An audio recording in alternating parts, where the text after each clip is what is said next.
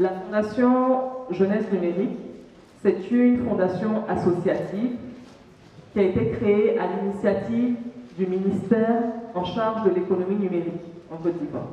D'accord. Donc, cette fondation-là est créée dans un contexte qui est bien particulier. On est en Afrique. La population du continent africain est très jeune. Beaucoup de jeunes en Afrique. En Côte d'Ivoire, par exemple, est-ce que vous savez le pourcentage de jeunes entre 15 et 35 ans? Donc, bon, on est d'accord. On est tous d'accord, en tout cas, sur le fait que la population est très jeune. Maintenant, beaucoup de diplômés, en sortant des écoles, ne trouvent pas d'emploi. Donc, on est dans un contexte de fort taux de chômage de ces jeunes. Il est très difficile de trouver des places en entreprise pour tous les jeunes qui sortent des écoles, même quand ils sont diplômés et qu'ils ont des compétences. Donc je dis ça, c'est pas pour vous décourager, mais c'est une réalité.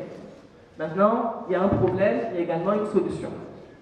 C'est-à-dire qu'à travers l'entrepreneuriat, on se rend compte qu'il y a des jeunes qui, au lieu de rechercher un emploi, se retrouvent, à force de travail, à force d'innovation pour créer des solutions qui répondent à des besoins concrets de la société, ces jeunes-là se retrouvent non seulement à créer un emploi pour eux-mêmes, mais également à créer des postes pour d'autres jeunes ou moins jeunes.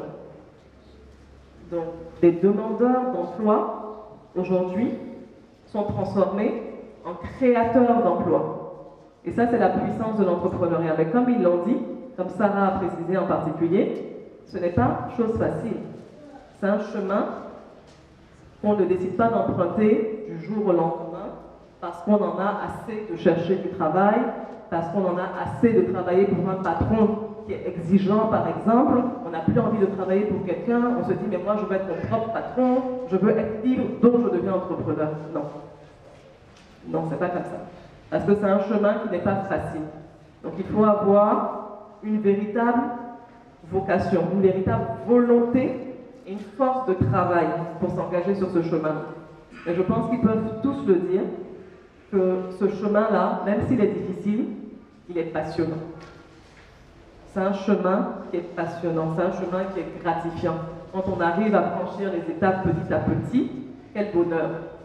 Il faut les voir quand ils ont leur premier client.